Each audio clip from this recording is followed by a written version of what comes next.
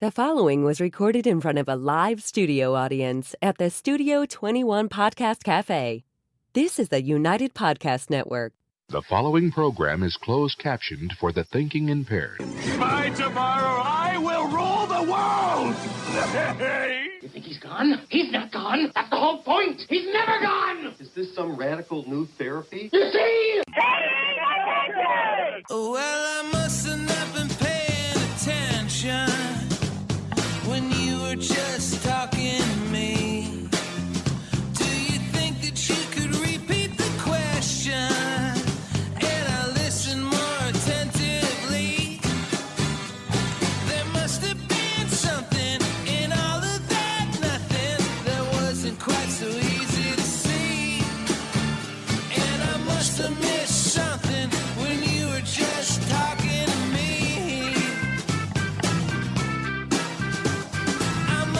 Watch parties are going away, by the way. We spent all that time on watch parties last week. Oh, and they're taking them away? Yep, Facebook gave us a notification. Watch parties going away in 30 days. Oh. Yep. Thanks, Facebook. Nothing like trying to make things more difficult. Yep. There must have been something in all of that nothing that dropped me like a stone. All right, I got the watch party up. Might be our last one. Who knows? You were just slamming the door. Everybody. It's better if everybody does the bop-up-buzz. That's the important part. La, la, la. Something that's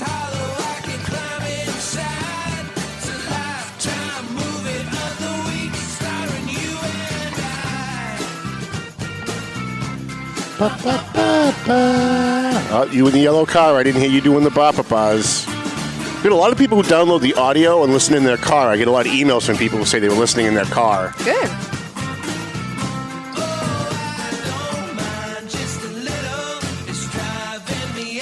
You can download us on Podbean, iHeartRadio, iTunes, Spreaker, and you should be subscribing to our YouTube channel, trying to get our subscriptions up so we can monetize it and make money on it.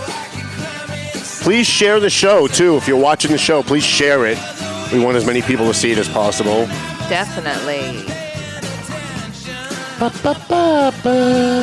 Hey, we've already got more viewers than Neil Perry had for his St. Patrick's Day thing. Oh. I bounced in yesterday to see that, and I was like, wow. Really? Amateurs. We're much more entertaining. It was cute. It was cute, but...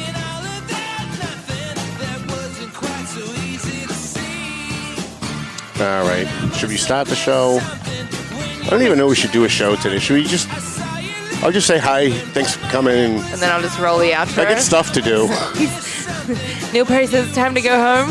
And then we just leave. Alrighty. Hi, how you guys doing? My name's Tom Duggan here at the Paying Attention Podcast. Hi atop Two Guys Smoke Shop at the Studio 21 Podcast Cafe. I got a couple of issues I want to talk to you about today.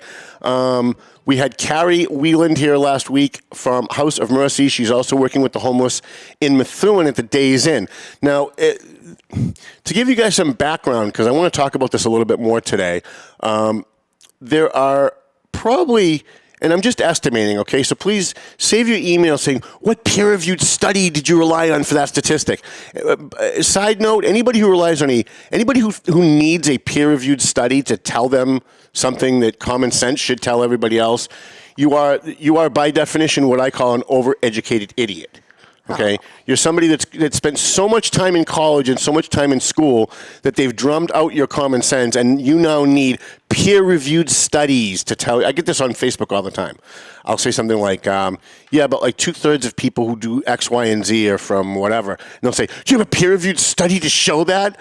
And right away I know I'm dealing with an overeducated idiot. It's like, dude, I mean, it's like 2/3 of people who were over the age of 40 started drinking milk when they were a kid. Do you have a peer-reviewed study for that? No, but you know what?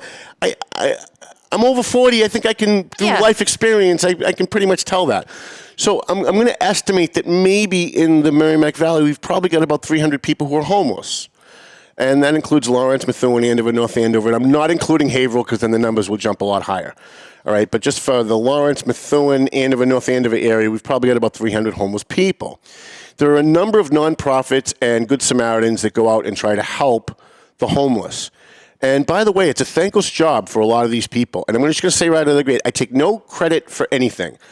I am a little tired of people coming on my Facebook page saying, yeah, you only help the homeless because you like to brag about what you do so you can virtue signal. I make it very clear. I said it last week when Carrie was here and whenever we talk about the homeless. I take no credit whatsoever for any of this.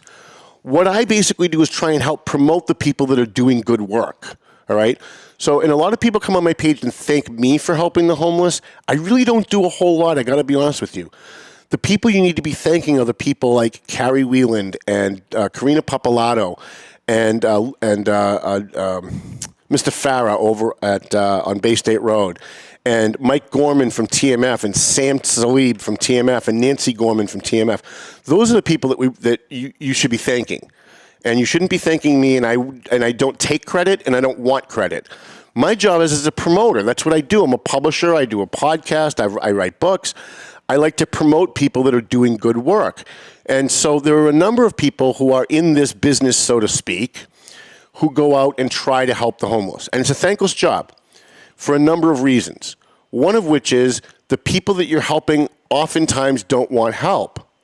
They want the temporary help. They're hungry. They want a sandwich. If you offer them, they'll take it. But a lot of them don't want the long-term help. A lot of them are on the streets, and they want to be on the streets because they're addicted and they want their next fix. That's all they can think about. And it took us, I'm going to say it took us a good 2 years. We had a guy that we used to stand on Merrimack Street right at the end of the 495 off-ramp on Merrimack Street and Sutton Street on the north end of the Lawrence line.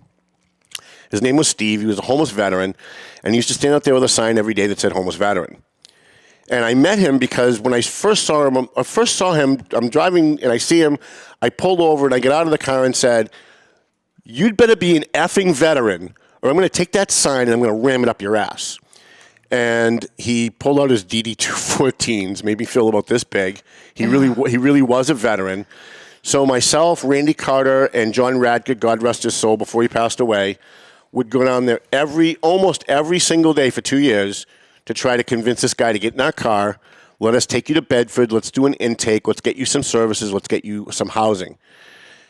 And for 2 years, the guy said no. He didn't want the help. And it was very discouraging. It was very frustrating because he was addicted to heroin. And when we would see him standing there with his sign, it was because he was trying to raise money because he needed his fix. So we realized, you do this long enough, you realize certain things, that you can't get people into your car. You can't try to help them when they're jonesing. You got to wait till they're high or they're coming down from their high. Right. So we got smart. We started doing it later in the day. We'd try and find him in his tent. He had a tent on the banks of the Merrimack River underneath the Duck Bridge in Lawrence. And Randy and I went down one day to his tent. He had already gotten high. He was coming down from his high, and he at that moment decided, okay, yeah, I'm ready to go. I'm ready to get help. And Randy Carter, formerly from Veterans Northeast Outreach, now he works with ClearPath and a couple of other organizations. A hero veteran himself, Randy Carter, put him in his car, drove him to Bedford. They did a 24-hour intake. They signed him up for a shit ton of benefits. They got him temporary housing, and they put him on the path to not being addicted anymore. From what I understand, and he's caused a lot of problems, but from what I understand, that was about 3 years ago. He's still clean. Now, again, still causing problems because a lot of these people who are homeless or addicted also have psychological problems. They also have PTSD issues. They also have a lot of other psychological issues. But he's clean, and that's half the battle. Yep. You can't work on your Think about tomorrow you lose your house. Your wife leaves you. She takes the kids. You've got nowhere to go. You're homeless, and you're homeless for a while. And if you have any kind of a psychological issue, it gets exacerbated when you're homeless, right? Yeah. If you've got depression, it gets multiplied when you're homeless. If you've got PTSD, it gets multiplied when you're homeless, because now you're panicking about where your next meal is going to come from, where you're going to sleep, how you're going to put your life together. And so it's a very. I'm saying this because it's a very thankless job for the people trying to help those who are on the streets. Yeah. It's a very difficult population to handle. And all this, I'm building up to something, so please just stay with me. We had another guy I won't say his name, who used to come to the TMF family dinner for the homeless on Wednesday nights. He seemed like the nicest, most mild-mannered guy you'd ever want to meet. He said he couldn't find work. Carrie and I started making phone calls. We actually got him a job. And after we got him the job, he came to us and said, I can't take it. And we were like, well, why? He said, because I'm a level 3 sex offender, and the job that you gave me is construction, but it's at a school. Oh.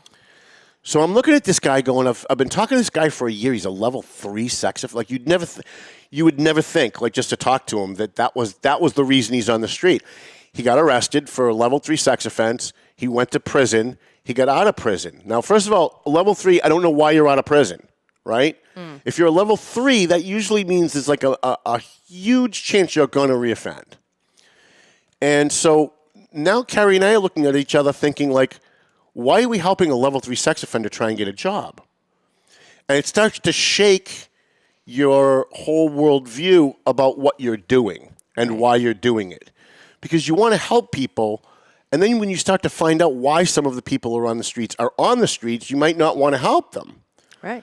And so I went through, and I'm still, at least on this issue, still going through a moral conundrum about, like, do you refuse to help somebody who's on the streets because of the reason they're on the streets?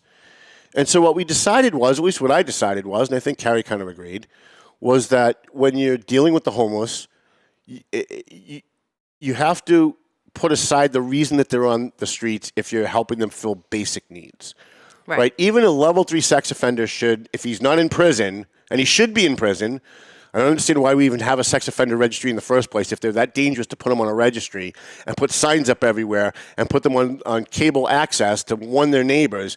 They're too dangerous to be on the flipping streets, but they are. And if they're going to be on the streets, somebody needs to do something to meet their basic needs: food, housing, and work. Because if you don't, there's a 100% chance they're going to reoffend, right? If you've got somebody who's an offender and everything in their life is going wrong, they've got nothing to lose, right? And you want to give these people something to lose. You want to give them a reason not to reoffend. They're out there. There are millions of people walking the streets today who are sex offenders who should be in jail but aren't. They still have to function. And so I'm bringing all this up because it's very difficult for the people who are helping the homeless to help the homeless. And it doesn't make it any easier when you're fighting against your local politicians. Now, I want to talk today about how Methuen's getting it right, kind of, and Lawrence completely has it wrong. And there's going to be a change in leadership in Lawrence because Lawrence Mayor Dan Rivera has resigned. By the way, as a side note, another reason to be against term limits. Lawrence has never had a mayor fulfill both terms. Since 1986, when the charter changed in Lawrence to make the Lawrence mayor a 4-year term, no 2-term mayor has ever finished out his term. Kevin Sullivan was the first. He left. Mike Sullivan. Oh, wait. I think Mike Sullivan was. Kevin Sullivan left early. Patty Dowling left early. I think Mary Claire Kennedy left early. Willie didn't get a second one, but I think Mike Sullivan did. So 1 out of 4 did, all right? But I think Lawrence has it wrong and Methuen has it right, and I thought we'd talk a little bit about that today.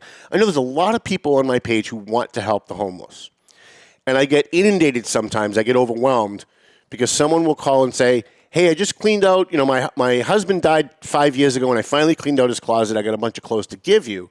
But they want to get rid of it like yesterday. And I've got an entire room in my office that is completely filled with clothes that people drop off at my office for the homeless. My car is also filled with Sterno cans and care packages and food and clothes for the homeless. So I've got no room sometimes. So sometimes I have to put people off. There's a very nice lady from Mike's Market on Waverly Road in North Andover, Debbie, who works there, reached out to me 3 weeks ago and said, I've got a bunch of clothes for you. And I kept having to put her off because I just didn't have the room. Right. I'm bringing all this up because what has happened is that in Methuen, the state has decided for the wintertime that they were going to put the homeless up in a hotel in Methuen on Pelham Street, the Days Inn.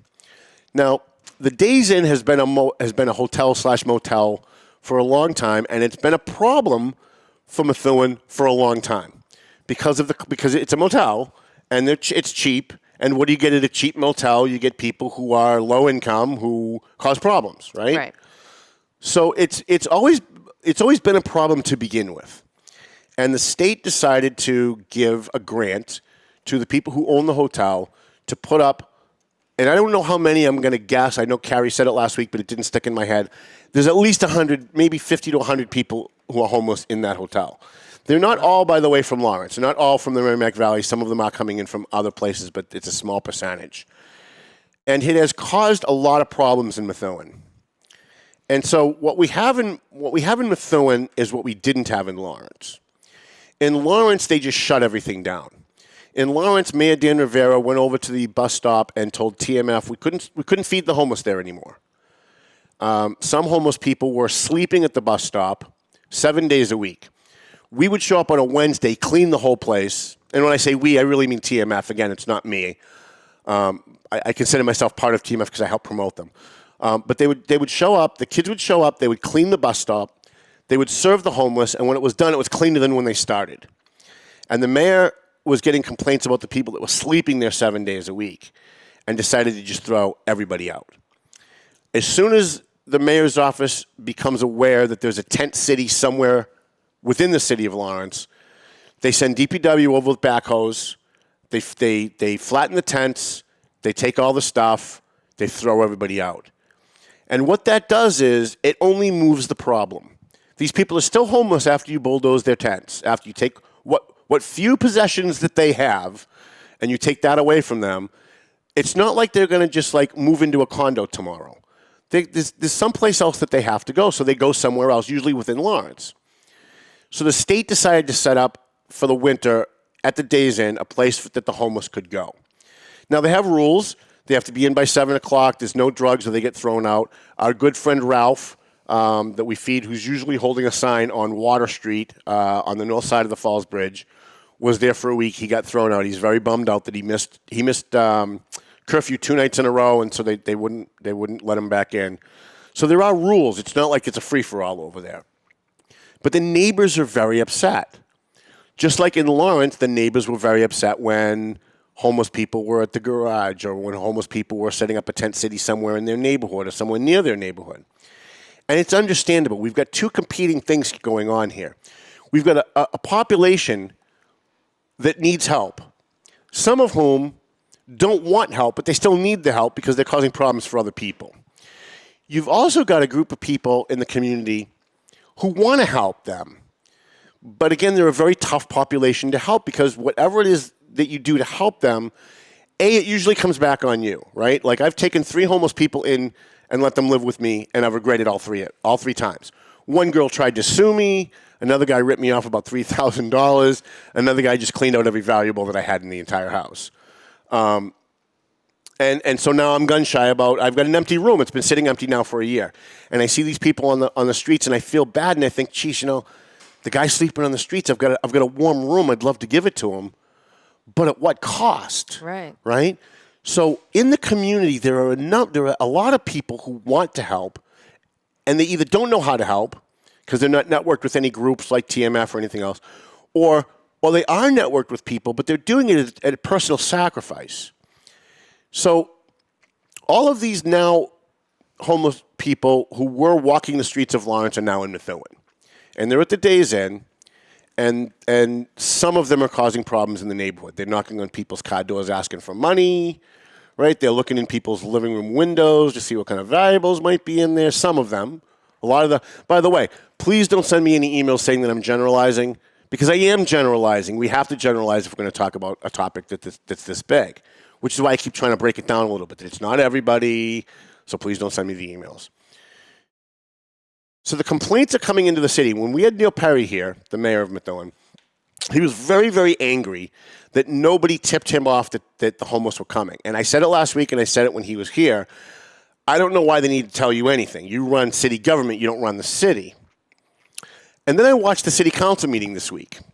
The Methuen City Council had a meeting, and the topic came up. Now, the first 4 or 5 people that did public participation were either homeless themselves or they were connected to what's going on at the Days Inn, including the owners of the Days Inn also called in. I don't know why they're not doing their meetings via Zoom. Actually, I do.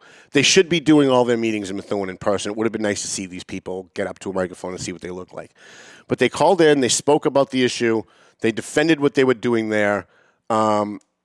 Every person who spoke, including elected officials, said the Eagle Tribune got the story wrong, which makes me laugh every time I hear it. Because, again, I'm the bad guy, right? I'm the Antichrist of according to the Methuen City Council, I'm the Antichrist. I'm the bad guy, right? I'm the guy that causes problems. And yet, at every meeting, they sit there and they talk about how the Eagle Tribune got something wrong. Every meeting now. The people that called in, a couple of homeless people called in who said, I'm not a drug addict. We're here because our house was burned down and we're homeless. And the people that are here were nice enough to put us up. Please don't lump us in with everybody. And by the way, the Tribune got the story wrong. And everybody called that said the Tribune got the story wrong. When public participation was over, the mayor, let's start with Mayor Perry, did address the issue. It's only about a minute long. I want to play this for you, and then we'll talk about it afterwards. Earlier, we heard from a lot of people in the Days Inn, and following up from the councilors who requested action, we did follow up some action. We did send the health department out there, despite what the Tribune article said, there were some inaccuracy in that. So we sent the health department out there, and they noted no code violations. However, it's important to understand that in 2020 alone, the incident reports from the Methuen Police Department went up 40% to 159 Pelham Street. That's factual. I will give you all the report with the incidents and what happened, etc. And I just got that just before I came in the meeting. So an increase of 40%, and the 2020 rate is going to top that. Based upon the feedback at the council meeting when folks said, some issues, did not cite any code violations, but and I just got an email from the state for that public hearing that we had. The reason I was late for the public hearing was responding to the state. We reached out on Days Inn as well. And the feedback I gave them is the same thing I'm giving you. 40% increase in the number of incidents, and we're asking Methuen Fire to do the same thing. And an even greater increase in 2021. We will share that data with the owners of the hotel who were on here in public participation, and we will share it with the people running the program. This is not about categorizing people as good or bad, but in these fiscally difficult times, it's important that the costs are being borne by the city. All right? So that's an important separation to make. So at first when he said it, when he was here a month ago and he said that he was very upset, it might have been a little longer than a month ago. My times are always off because I don't sleep. My days run into each other. But when Neil was here about a month ago or so and he said he was very upset that nobody notified him that they were going to be putting all these homeless people there, I took the opposite position and I said, again, you run the city government. You don't run the city. They have no obligation to tell. By courtesy, they probably should have called you. And Carrie admitted that when she was here. She apologized for not calling the mayor and reaching out. And I thought it was kind of an ego thing. Because I think a lot of people in this business, in politics, especially local politics, have huge egos. And I'm not saying that's not the case here. It actually is. But that's not the reason why he was saying what he was saying. He was looking at it from a financial point of view. And when he said it, and he said that, we're going to bear the burden with police calls and stuff, I didn't take that seriously. Because I'm thinking, yes, this is a tough population. Yes, we know what the problems are that come along with this population. But they're in a hotel now. Like, they can't use drugs. If there's any drugs in the hotel, they throw them out. They've got to be in by 7. They're not causing problems. They're going to be okay. It's going to be good. And I was wrong. Because, and unlike other people, when I'm wrong, I actually say I'm wrong. Unlike other people, when I'm wrong, I apologize for being wrong. There are certain people who are wrong and will never apologize because I'm Irish. I don't know what that's supposed to mean. I'm Irish too, and I apologize when I'm wrong. I had it wrong because 40% increase in calls from the police department in a city like Methuen is huge. That's huge.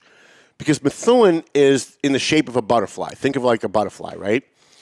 And if you've got guys in the West End on this side that are tied up with an accident, maybe you got a 3-car accident and it's a bunch of people hurt, and a call comes in for the Days Inn, and you've got to pull somebody from Central or East Methuen to get there, you're now doing two things that are bad.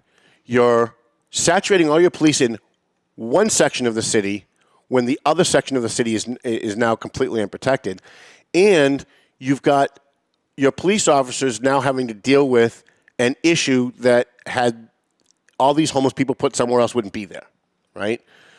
40% is huge. When the fire chief got up, I don't have that clip, but when the fire chief got up shortly after that, he said the same thing. He said it's about 45% increase in calls because they run the ambulance system.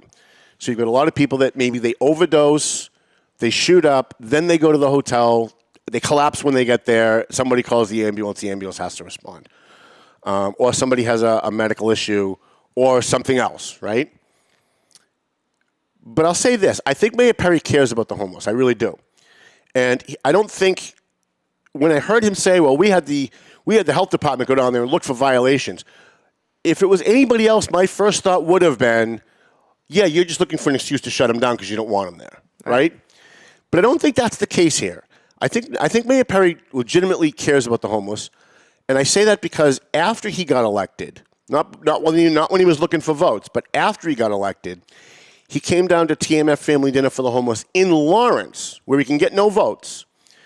And he spent at least 2 nights that I can remember, maybe more, handing out food and feeding the homeless.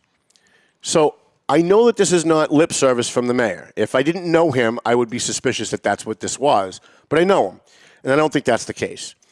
I think he, and I think some of the councilors that spoke, we're going to play 2 more clips, do really legitimately, unlike the people in Lawrence, the elected officials in Lawrence, they do legitimately care about trying to help solve the problem of homelessness. Now, we're never going to completely solve that problem, right? But there's got to be a way, and this is why I'm bringing this up today, there's got to be a way that we can help the homeless without suffering all of the unintended consequences of helping the homeless, such as we talked about, people knocking on windows, looking for money, people breaking into things. I'm not sure what the answer to that is. I'm not smart enough to know what the answer to that is. I don't pretend to be smart enough to know what the answer to that is. I think, though, that the people of Methuen and the councils in Methuen and the mayor of Methuen are at least on the right track. I think they're at least, they didn't do what Lawrence did. They didn't say, you know what, shut them down. Let's find an excuse, shut them down. Right. Lawrence did that. And when Lawrence did that, brakes went up, house brakes went up, car brakes went up in the neighborhoods where they are. Just a fact. Even though crime overall in Lawrence has gone down, that's our front page story, so save your emails. Oh, you said in your front page crime is going down in Lawrence. How can you say it? For those categories of crimes in those neighborhoods, it did go up once. You can just look at the dates that certain homeless areas were shut down in Lawrence, and then look at the crime numbers for certain types of crimes the next 4 or 5 days. It's very obvious what's going on. I think in Methuen they're at least on the right track. I don't think they have the solution yet. I don't think anybody has a solution yet. But they're not talking about shutting it down. They're actually, well, let's play the next clip. I think the next one is Lawrence police officer, hero police officer Mike Samad talking about this issue. Let's listen to what he has to say. I just want to touch a little bit on the Days Inn. I know some of the people who spoke tonight are benefiting financially, so what else are they going to say? It's not peachy keen there. There's a lot of quality of life issues associated with the Days Inn right now. In fact, my council office is at Dunkin' Donuts on Pelham Street, where I hold office quite frequently, and I field a lot of complaints. A lot of it's quality of life issues. I know that they're probably thinking, well, it's not our fault. Once they leave the facility, we can't control what they do. But that's what I think a lot of the problems are. People knocking on windows, asking for money, stuff like that. People in the West End not used to that. So, and as far as, I think one of the principal owners spoke about how no one's reached out to him. Well, I've been there several times. I've been there with the police department, I've been there with the health department, and I've been there by myself, and I've left my card, and I've never gotten a call back. So I don't know which owner, when I went there, I never was able to meet a principal owner there. So my card is there.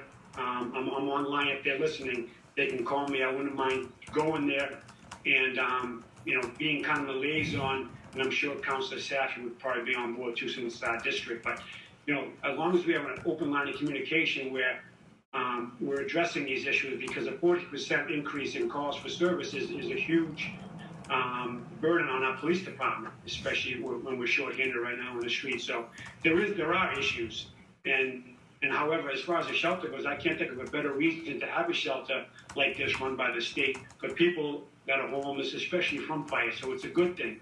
But unfortunately, you're going to get some quality of life issues, and that's what we're dealing with the most. So just so you know, I heard from the State Office of Housing and Urban Development. So I'm anticipating a meeting with them, and I will reach out to you and Councilor Sapi and any other councilor who's interested in joining so that you can participate and hear the discussion firsthand for yourselves.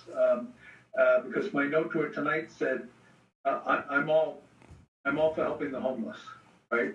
I'm all for helping anybody for any reason, and this is not direct, but you know, as the mayor, I have an obligation to protect the taxpayers, and a 40% increase in calls is costing more money, right? And more on top of that in 2021, that's costing more money.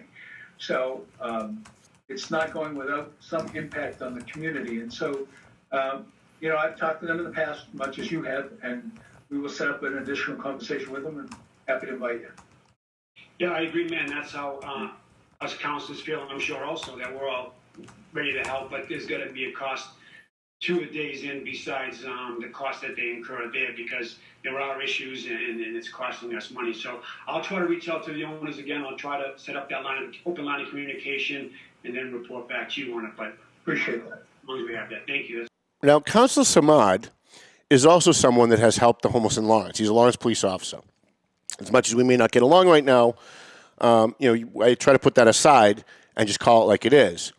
Mike Samad's been to TMF Family Dinner for the Homeless to help. I can't even count how many times. Like at least 36 times that I can count in the last 3 years. Even when we were at the bus stop, he would come by just to make sure that there were no problems. Again, when you're dealing with the homeless population, you're dealing with a lot of people who have just recently gotten out of jail. And some of them are criminals. And he has always come by, not recently because he's mad at me, so I think he's taking it out on me. He's not showing up. And that's fine.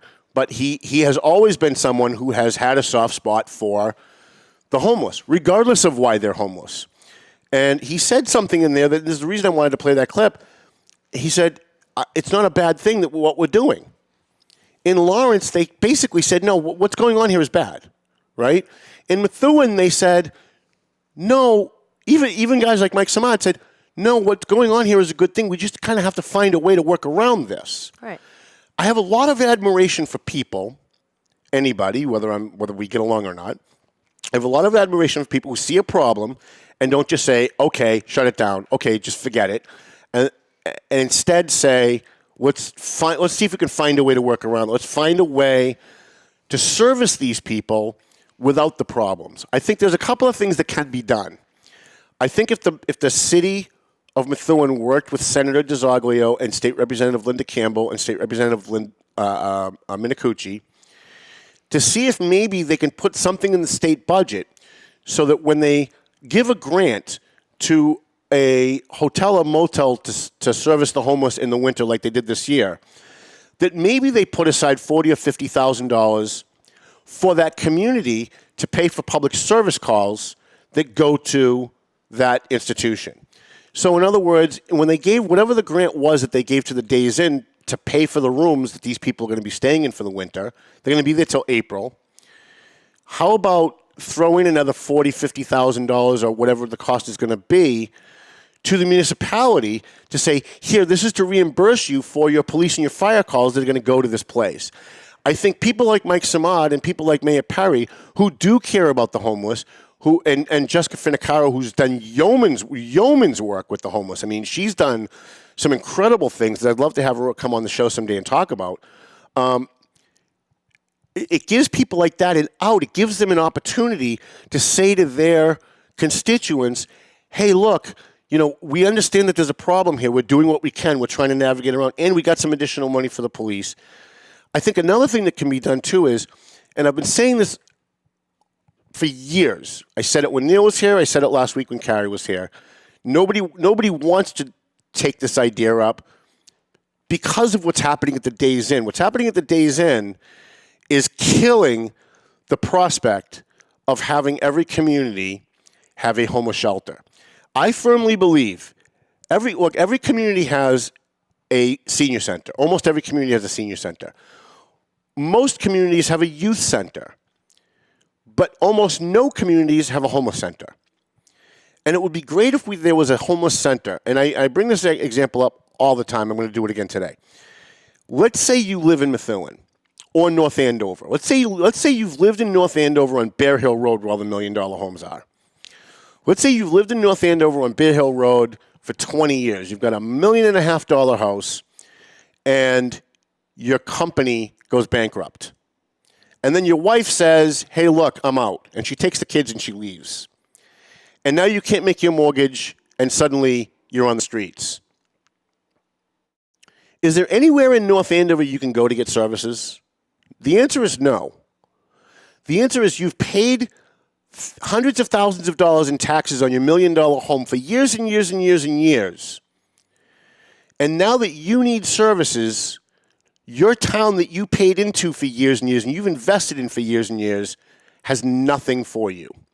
So where are you going to go? You're going to go to Lawrence because the perception is that's where the services are. Newsflash, not so much. There is not as many services as you think. You can go to House of Mercy and get a shower and get a haircut. You can go to Cor Unum and get a meal twice a day.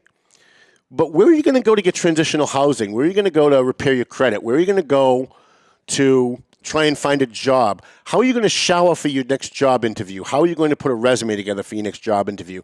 How are you going to get underarm? I always call it underarm, but deodorant. How are you going to get deodorant so that you don't smell when you go for your next interview?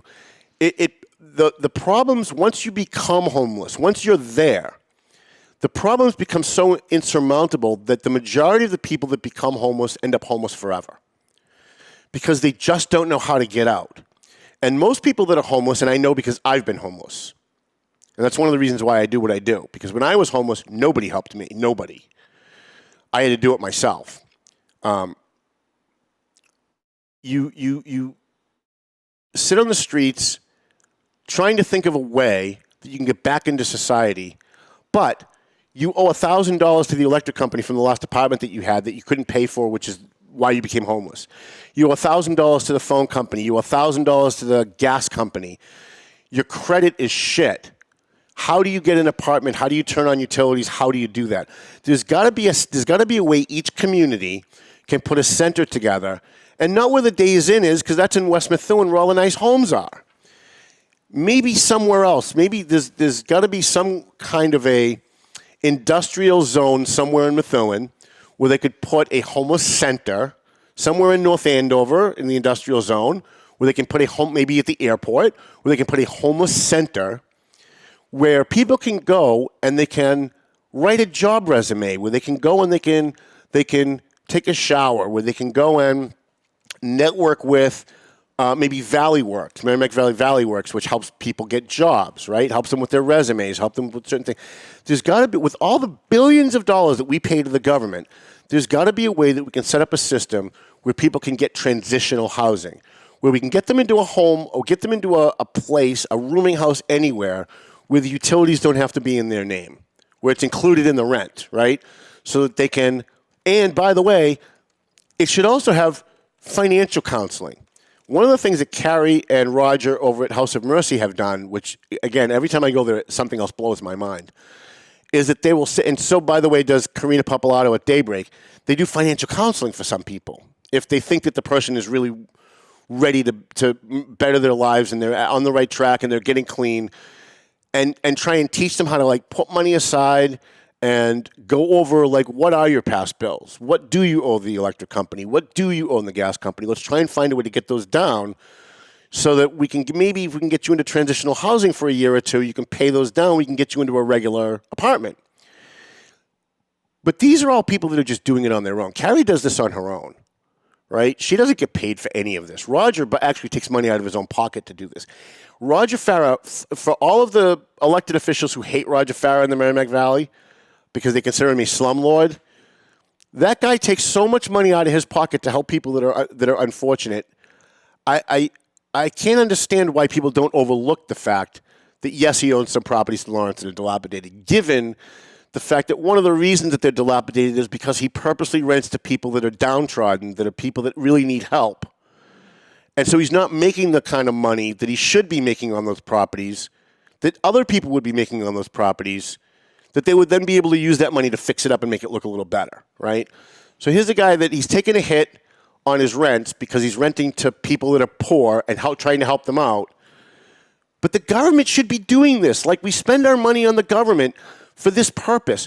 We pay taxes for this purpose. We pay taxes to pave roads, to pay for police, to pay for fire.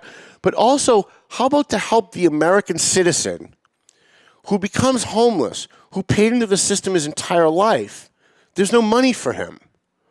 There's money for illegal aliens, which is what we're going to transition into the next topic in a minute.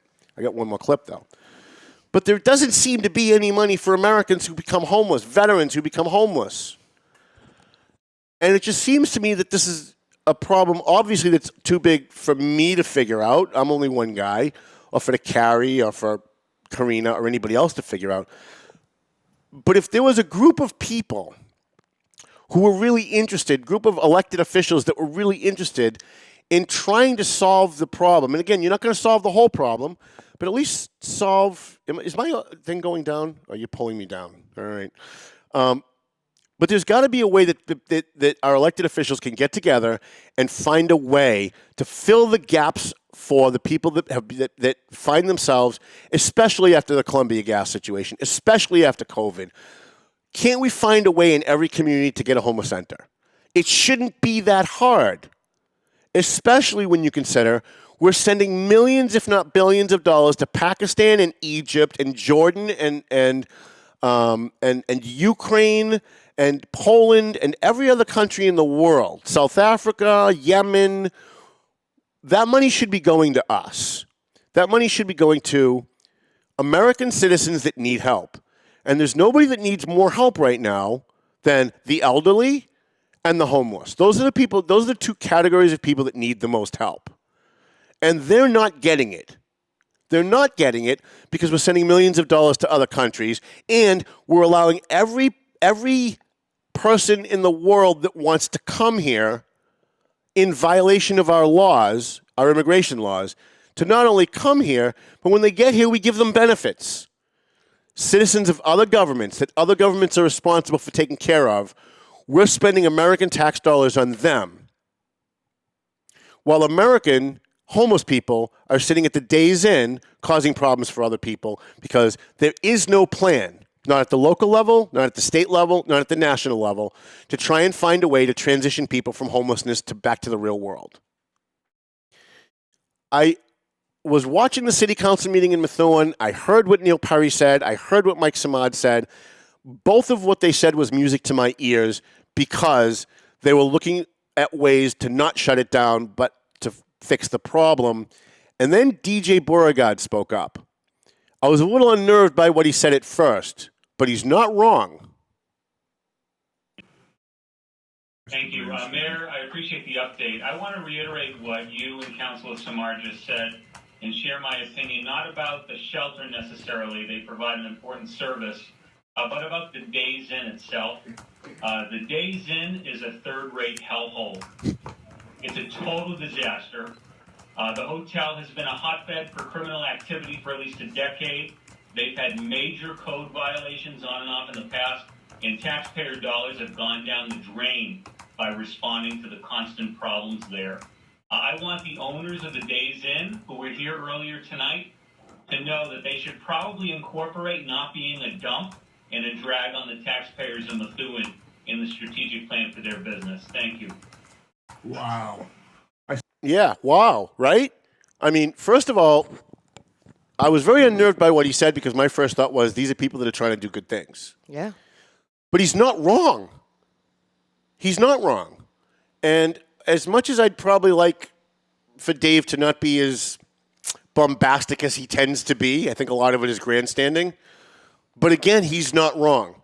And if the people at the Days, and by the way, this could start a good discussion in the community, not just here.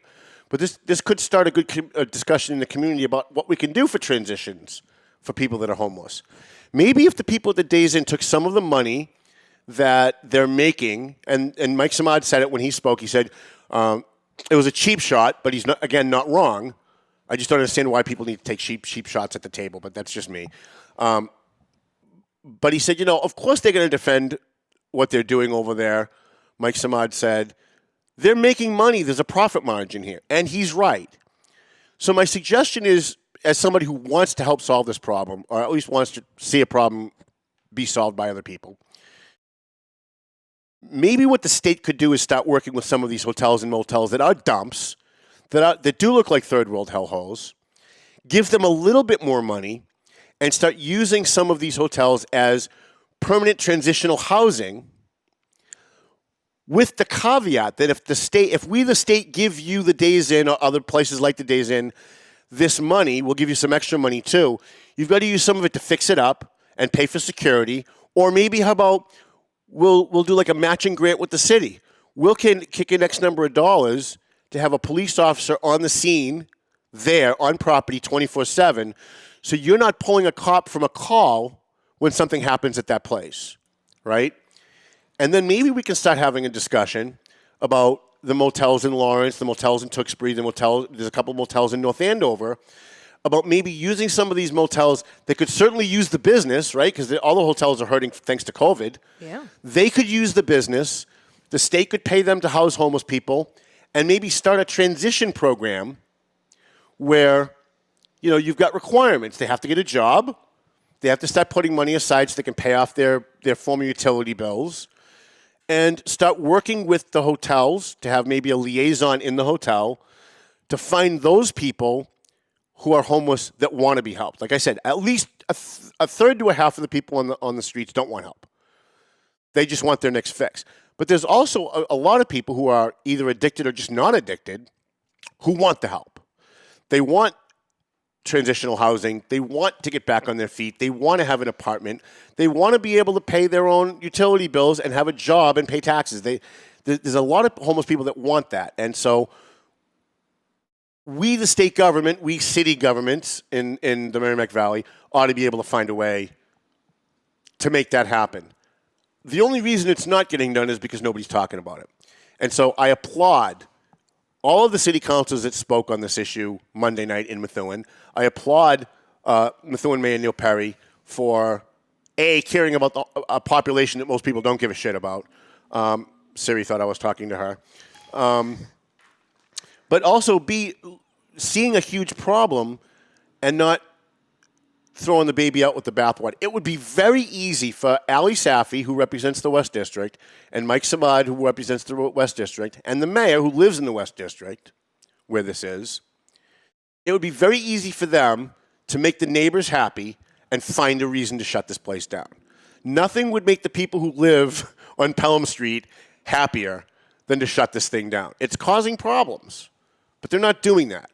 They very easily could have grandstanded and said, that's it, we're done, this is a problem, we're going to make it, and it's an election year. They would benefit election-wise if they just said, no, screw this. And so I want to applaud them, and I want to reach out to the Lawrence City Councilors and those running for Lawrence City Council to see what Methuen is doing. Watch what Methuen is doing. Pay attention to the communities outside of yours. People in Lawrence and Methuen have a bunker mentality. They don't look at anything that's going on in any other community. They're all so arrogant that they all think that the problems in their community are so unique, and they're not. Every community is going through the same kind of stuff. And if you look at the other communities and see what they're doing, sometimes you get a good idea. And so for Brian DePina and Dave Abdu and Mark LaPlante and all of the councilors in Lawrence, all the people running for office in Lawrence, pay very close attention to how Methuen handles this problem. Because it seems to me that they're on the cusp of actually making a difference. Not just a short-term difference where you're housing people for the winter, and then, when April comes, they're all going to get thrown back out onto the street. I think a good conversation could be had here. The people who are on the streets, I want to go back to, are American citizens. And it is infuriating to me watching what's going on the border right now, especially as somebody who's out on the streets every day. I used to go live every day when we go out and feed the homeless, and city workers, for lack of a better phrase, in Lawrence were jumping on my feed to see where the homeless were so that they could call the mayor's office and say, hey, we know where they are now, and then within a couple of days, they'd be bulldozing those tents. So we stopped going live because the people that are there, you bulldoze their tents, they're just going to move somewhere else, they're going to cause problems. I'm watching what's happening at the border. There are thousands and thousands of people now coming across the border. When Donald Trump was president, you'd put on CNN every day, and it was Donald Trump is putting kids in cages. He's evil. He's ripping children from the arms of their parents. Well, we knew that was a lie then, and we know that it's a lie now. Because Joe Biden is putting kids in cages, and CNN's not categorizing it as Joe Biden putting kids in cages anymore, though. Even though they're the exact same cages and the exact same facilities that existed 6 months ago when Donald Trump was president.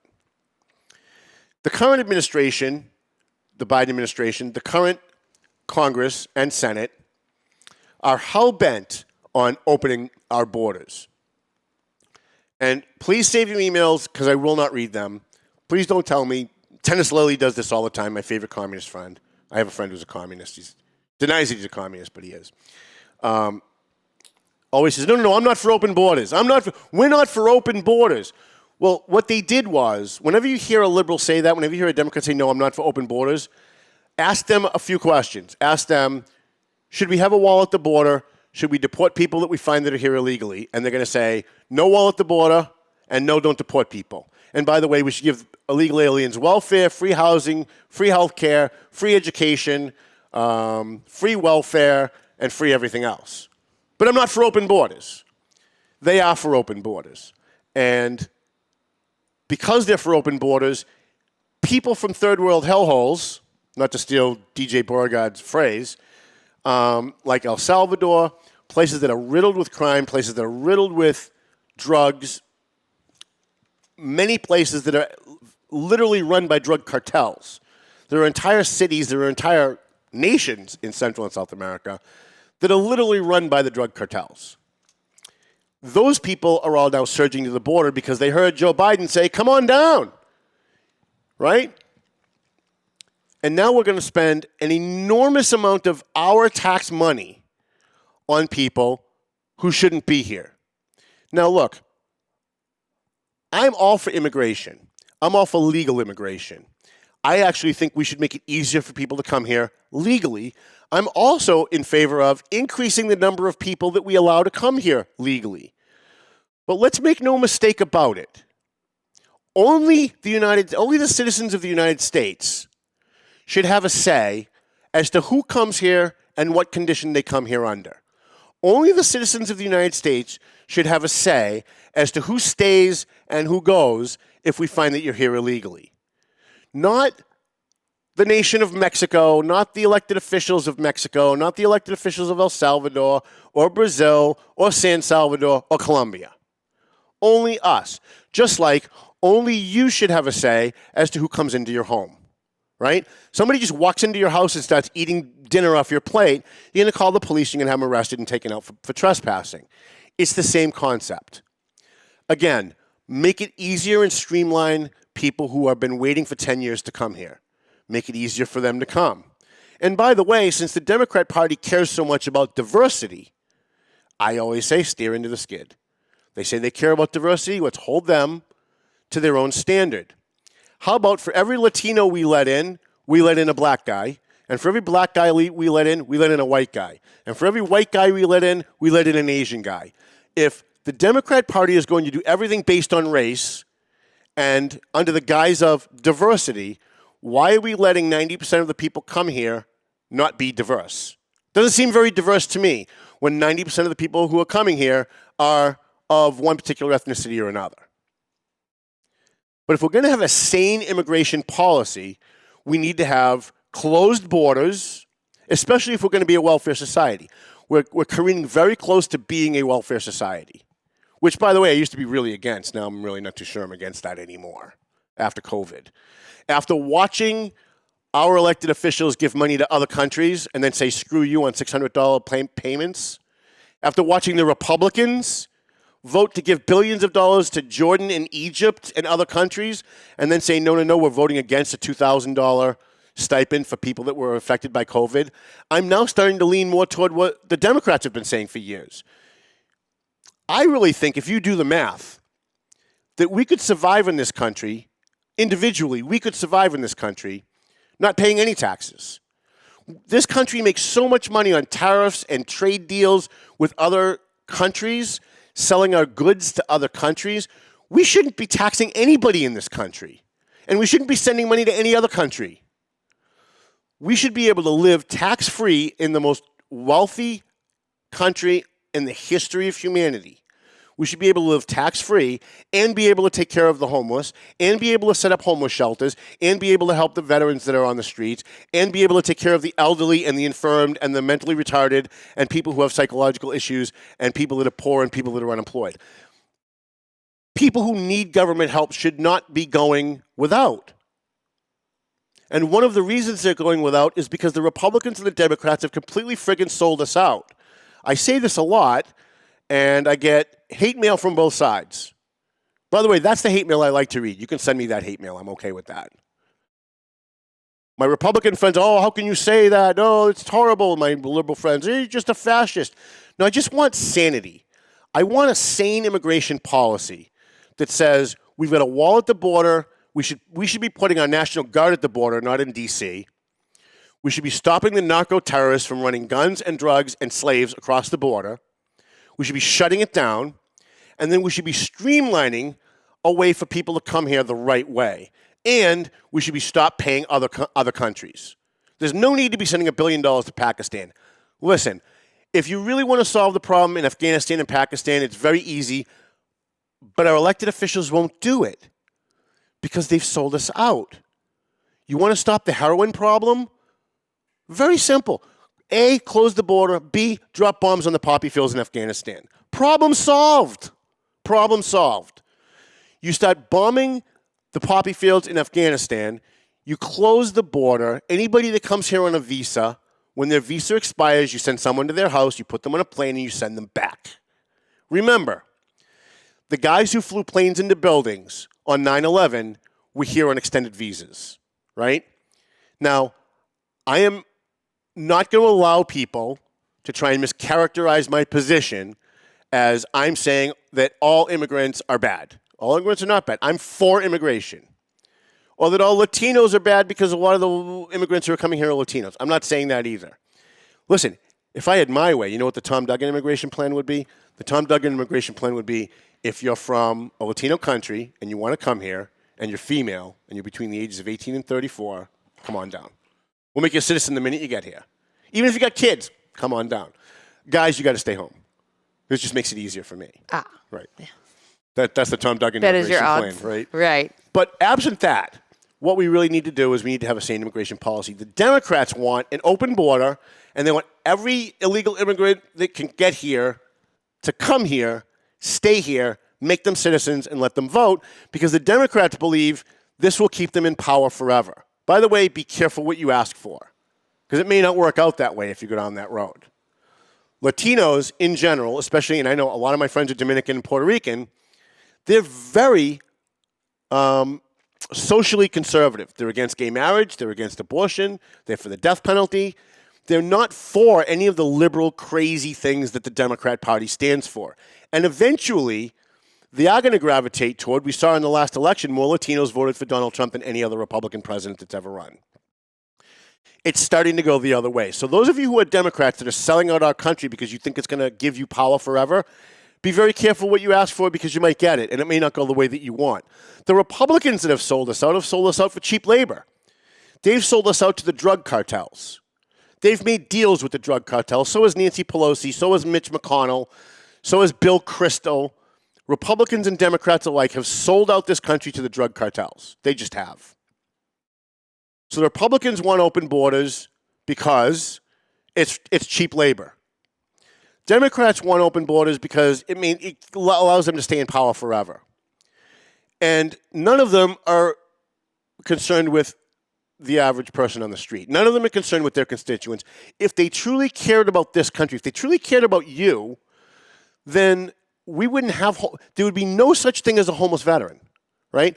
When TMF or Carrie or at House of Mercy or any of the people that do homeless outreach come across a homeless veteran on the street, it's jarring that someone went off and fought for this country and now they're on the streets.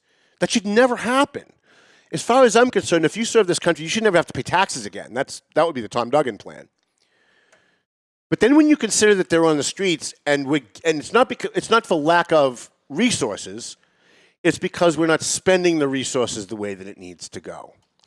And shame on Elizabeth Warren, and shame on Ed Markey, and shame on the entire Democrat Party in Massachusetts, who campaign on the backs of the poor and campaign on the backs of the homeless and the downtrodden and the minorities, and then get into office and do nothing until the next election year. Then right around election time, they give a grant to somebody, they do a ribbon cutting and say, see, I care. And then they whisk into Lawrence again at election time. Elizabeth Warren did it when she ran for president. She whisked into Lawrence to declare for president with all those white people behind her that she imported from Andover and North Andover. I taped it, and I actually looked afterwards to see who the people were, because I knew a lot of them. And I'm like, oh, I know her. She's from Andover. She's from Tewksbury. She's from Lowell. She's from North Andover. She's from Methuen. She's from Boston. Very few people from Lawrence standing behind her, and very few dark faces behind her at that event.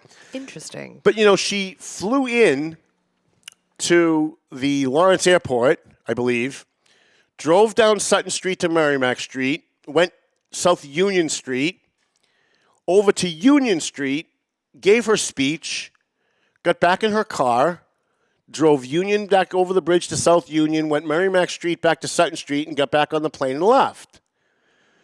That's the route where all the homeless people hold their signs. Union Street, Merrimack Street, South Union Street. Do you think she stopped and gave anybody a sandwich? I bet she didn't. I'm pretty sure she didn't do that. I asked all the homeless people that week, did you see Elizabeth Warren when she was here? They're like, who? Who's Elizabeth Warren? We have no idea who that is, right? So shame on all the Democrats in Massachusetts who campaign in the backs of the poor. And by the way, most of your city council, all of your school committee, and your mayor are Democrats, right? Every time they run, they say they care about the poor. Every time they run, they talk about how they're going to help the downtrodden, how they're going to help the people of Lawrence, and then they never do. So the only thing that you can do as an average person is email your state reps, email your state senators, and tell them we need a long-term solution here. It's great that the state gave a grant to the Days Inn Methuen to help homeless people be in a heated place where they can take a shower in the middle of winter, right? Because a couple of nights ago, it was really cold out. Maybe 3 or 4 nights ago, it was really cold out. It's freezing. In my office, I sleep in the office sometimes because I just fall asleep at my desk. I have the window open because I smoke. I don't want to smoke out the whole office, so I usually have the window open. I had to get up and close the window. I was so cold. And then as I'm closing the window, I'm thinking, wow, I'd hate to be on the streets tonight. Those poor people who didn't make it to the hotel or got thrown out of the hotel or there just wasn't enough room for them, boy, I'd really hate to be them tonight. Wow, are we over? Really? All right. So it seems like our elected officials have their priorities wrong, and the only way that they're going to get their priorities back on track is if they hear from enough people in the Merrimack Valley, especially, if those of you who are listening, to email your elected officials. And by the way, email your city councils in Lawrence and Methuen, too, and tell them what you think. You might be one of those people who live on Pelham Street that are just sick of the shit.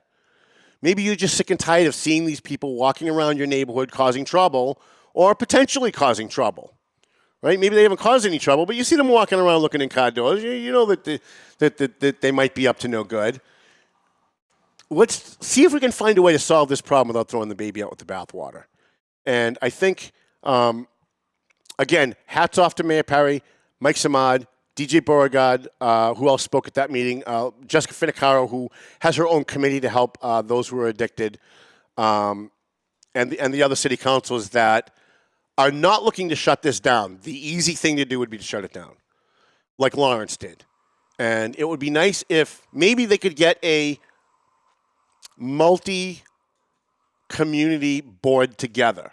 Someone from the Lawrence City Council, the North Andover Board of Selectmen, the Methuen City Council, the Andover Board of Selectmen, get people together, meet with Carrie, meet with Karina Papalato, meet with the homeless advocates, And let's see if we can find a way to close the gap so that, A, as a community, we can help people that need the help, but B, we're doing it without hurting the quality of life for the people that live in those neighborhoods.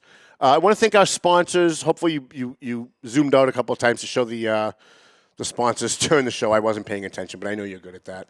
We got them covered. I want to thank, you can roll it up too. I want to thank McLennan Real Estate. We love Sam and Janet and Matt. Always don't want to forget Matt. At McLennan Real Estate, Century 21. AFC Urgent Care. We're going to have Lisa Williams back here shortly.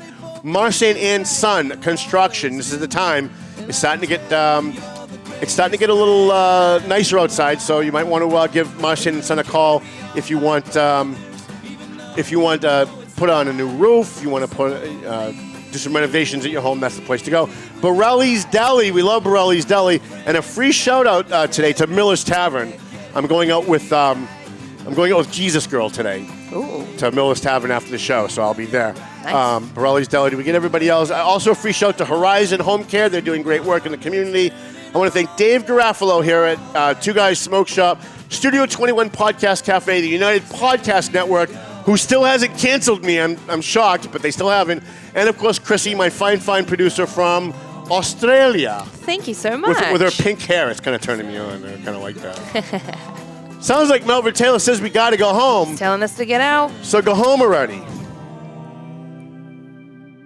The views and opinions expressed by the hosts, guests, or callers of this program do not necessarily reflect the opinions of the Studio 21 Podcast Cafe, the United Podcast Network, its partners, or affiliates.